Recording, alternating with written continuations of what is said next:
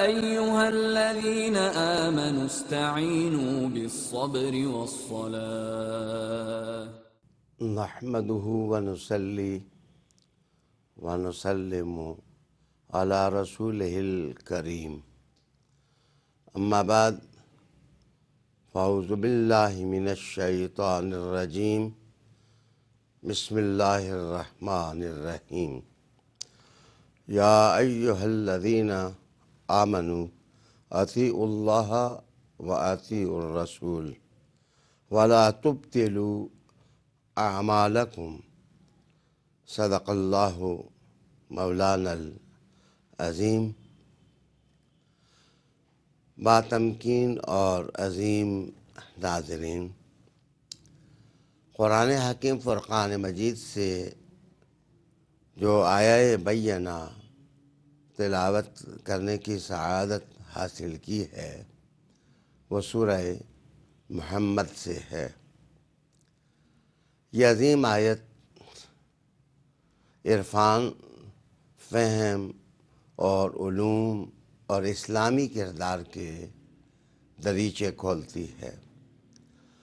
اللہ رب العالمین نے یا ایھا الذین آمنوا کہہ کر کے غلامان رسول کو عزت دی ہے اور ان کے لیے اکرام اور تکریم کا انعام معین کیا ہے۔ یا ایھا الذین آمنوا بہت سارے روحانی انعامات لے کر کے قرآن پڑھنے والے کو اپنی طرف رغبت دلاتا ہے۔ ارشاد ہوتا ہے کہ اے ایمان والو، اطیعوا اللہ و اطیعوا الرسول، اللہ کی اطاعت کرو اور رسول معظم صلی اللہ علیہ وآلہ وسلم کی اطاعت کرو۔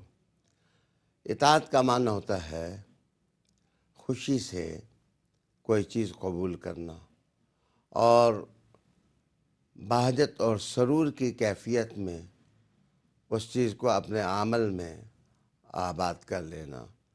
ناظرین، گویا اسلام نے جو نظام دیا اس میں جو پیروی کا تصور ہے، جو اطاعت کا تصور ہے، اس میں زبردستی نہیں ہے اور اس میں تحکمانہ لہجے میں کسی کو تنگ کر کے اطاعت کی طرف نہیں لانا۔ اس میں خوشی ہے اور یہ خوشی جو اطاعت دیتی ہے مسلمان کو، مسلمان کی سوچ کا اندازہ ہوتا ہے اور اس کی طرز فکر اور طرز حیات کا اندازہ ہوتا ہے۔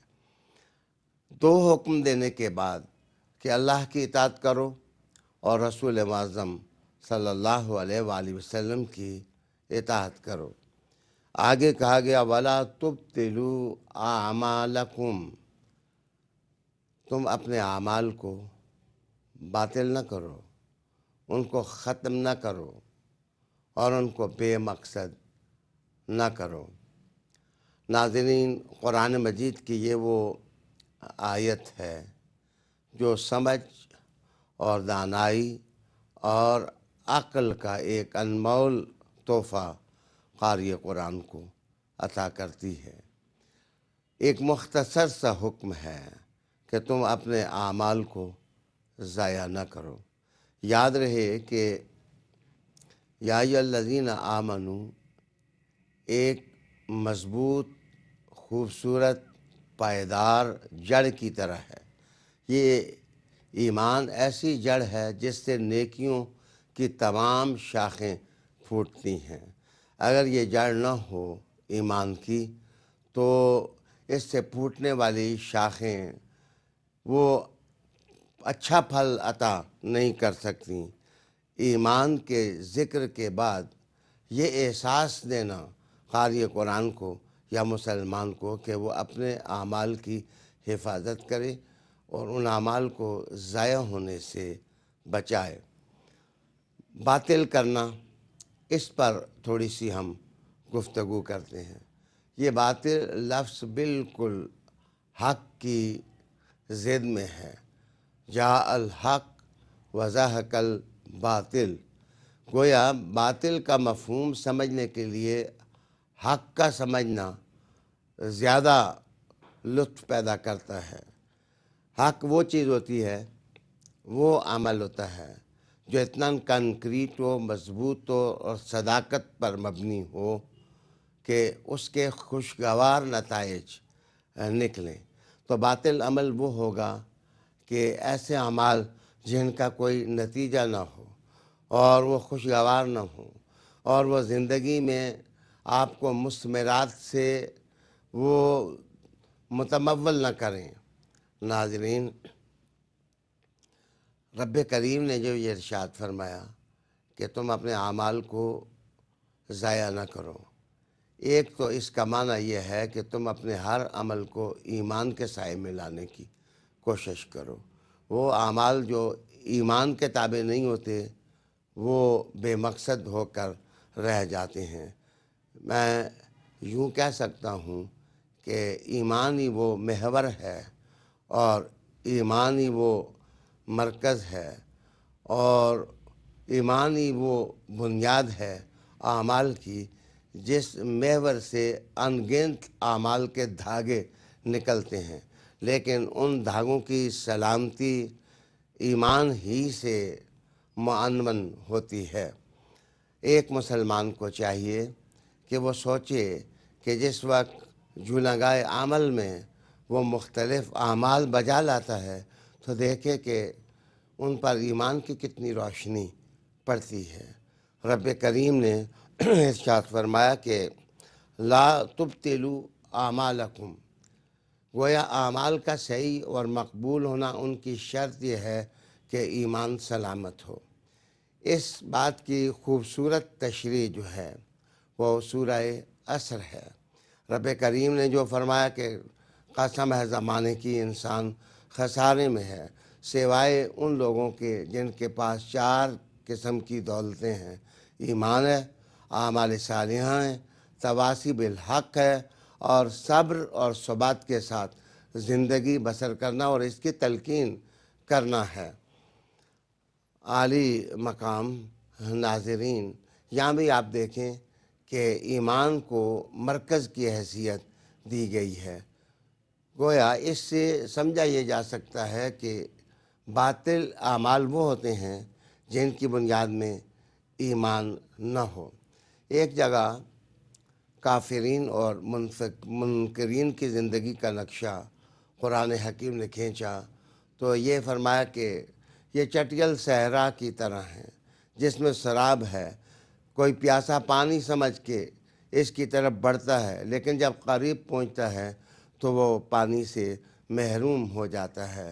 گویا ان کے پاس ایمان کی حقیقت اور ایمان کی حرارت نہ ہونے کی وجہ سے ان کے تمام اعمال بے مقصد ہو جاتے ہیں، وہ ایک پیاسے کی صورت اختیار کر لیتے ہیں۔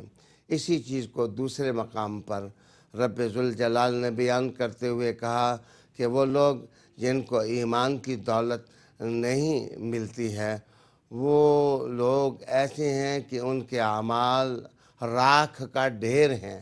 جب تیز طوفان کا دن ہو، آندھی چلے اور تیز ہوا چلے تو وہ راکھ کو اٹھا کر بکھیر کر رکھ دیتی ہے۔ یہ لوگ اپنے اعمال کو فنا کر بیٹھتے ہیں، لیکن اس کے برعکس مومن کی زندگی ایمان سے مربوط ہوتی ہے اور یہ ارتباط اور رابطہ ہی اس کے اعمال کی تخفیض کا پیغام بن جاتا ہے کہ اس کے اعمال محفوظ ہیں۔ رب ذوالجلال نے ایک احساس اس آیت میں دیا ہے، وہ احساس یہ ہے کہ وَلَا تُبْطِلُوا أَعْمَالَكُمْ، اپنے اعمال کو خراب نہ کرو۔ دوسری چیز اس کے اندر جو مجھے محسوس ہوئی کہ رب ذوالجلال نے ایک جگہ یہ ارشاد فرمایا کہ اے ایمان والو، تم اپنے صدقات کو باطل نہ کرو اور بالمن والاذی، احسان جتلا کر کے اور یہ ریاکاری کے راستہ پر آ کر کے یا لوگوں کو دکھ دے کر تانے دینے کا دکھ یہاں مراد لیا گیا۔ تو یہاں میں سوچتا ہوں کہ ریاکاری بھی اگر صدقات کو خراب کر سکتی ہے تو ریاکاری اعمال کو بھی تباہ و برباد کر کے رکھ دیتی ہے۔ یہاں پھر اس جملے کا معنی یہ ہوگا وَلَا تُبْطِلُوا أَعْمَالَكُمْ، اے مسلمانوں خدا پرستی کے ساتھ زندگی گزارو، تمہاری زندگی کے اندر تصنع نہیں ہونا چاہیے، تمہاری زندگی کے اندر بناوٹ نہیں ہونی چاہیے، تمہیں للہیت کے نور میں زندگی گزارنی چاہیے۔ ایک جگہ رسالت مآب صلی اللہ علیہ وآلہ وسلم نے ارشاد فرمایا کہ جو خود پسندی ہوتی ہے، عجب ہوتا ہے، یہ انسان کے اعمال کو اس طرح کھا جاتا ہے کہ جیسے دیمک جو ہے وہ لکڑی کو کھا جاتی ہے یا کسی اور چیز کو۔ ناظرین، رسالت مآب صلی اللہ علیہ وسلم کا ایک اور ارشاد ہے، آپ نے فرمایا کہ حسد جو ہے وہ انسان کے اعمال کو کھا جاتا ہے۔ حسد ہو یا خود پرستی ہو یا ان ایسے دوسرے امراض ہوں جو اعمال کو کھوکھلا کر دیتے ہیں اور بے معنی کر دیتے ہیں، رب ذوالجلال نے ان سب سے مسلمانوں کو پاک صاف زندگی گزارنے کی تلقین کی اور ارشاد ہوا یا ایھا الذین آمنوا اطیعوا اللہ واطیعوا الرسول ولا تبطلوا اعمالکم۔ ایک تیسرا معنی ہے جس کی طرف زبیدی حنفی نے تاج العروس میں اشارہ کیا ہے کہ مسلمانوں کو بے مقصد زندگی نہیں گزارنی چاہیے۔ وہ صبح شام جس وقت اپنے کاموں کا ٹائم ٹیبل یا فریم متعین کریں تو وہ سوچیں کہ کوئی کام کیا دنیا میں ان کو کوئی فائدہ دے گا، ان کے بچوں کو فائدہ دے گا، نسل سازی کو کوئی فائدہ دے گا، انہیں فائدہ دے گا، یا آخرت کے لحاظ سے ان کو کوئی فائدہ پہنچے گا۔ مسلمان جس وقت اس قسم کی سوچ اپنا لیتا ہے تو اس کی زندگی کا ایک ایک لمحہ جو ہے وہ کارآمد ہو جاتا ہے اور فائدہ پہنچانے والا ہو جاتا ہے۔ میں سمجھتا ہوں کتاب حیات اور صحیفہ نور قرآن حکیم کا یہ امتیاز ہے کہ کتاب حیات نے عبادت کے طریقے تو سکھلائے، نماز کی تلقین کی، روزہ رکھنے کا اشارہ کیا، زکوٰۃ ادا کرنے کا حکم دیا، حج کرنے کا حکم دیا، لیکن اس کے ساتھ ایک مسلمان کو نفسیاتی لحاظ سے اندر سے مالا مال کرنا اور مضبوط کرنے کا درس بھی دیا۔ رسالت مآب صلی اللہ علیہ وآلہ وسلم نے ارشاد فرمایا کہ قوی مومن ضعیف مومن سے بہتر ہوتا ہے۔ قوی مومن سے مراد کیا؟ سٹرانگ مسلم۔ سٹرانگ مسلم کا مطلب یہ ہے کہ جو ایمان کے لحاظ سے، اپنے نظریے کے استحکام کے لحاظ سے، اپنے اعمال کے لحاظ سے، اور وہ چیزیں جو انسان کے باطن میں پیدا ہوتی ہیں، اچھی چیزیں ہوں تو انسان دوست ہونا، اچھی چیزیں ہوں تو کریم ہونا اور سخی ہونا، یہ مسلمان کو سٹرانگ کرنے والی چیزیں ہیں۔ اور ریاکاری، تصنع، بناوٹ، یہ انسان کے اعمال کو برباد کر دینے والی چیزیں ہوتی ہیں۔ یقیناً یہ آیت مسلمانوں کی زندگی کا وہ بیان ہے کہ جو اس کے طرز فکر کا تعارف کرا سکتا ہے کہ ایک مسلمان دنیا میں جیتے ہوئے کیا نظریہ رکھتا ہے اور کس طرح جیتا ہے۔ آج اگر ہم اپنی زندگی پر غور و فکر کریں تو اسلامی معاشرہ ان چیزوں سے خالی ہوتا چلا جا رہا ہے جو سوسائٹی کو مستحکم کرنے والی ہوتی ہیں۔ منفی اعمال بہت زیادہ ہوتے چلے جا رہے ہیں۔ آیت ہمیں خوبصورت زندگی کا گزارنے کا درس دیتی ہے۔ وآخر دعوانا ان الحمدللہ۔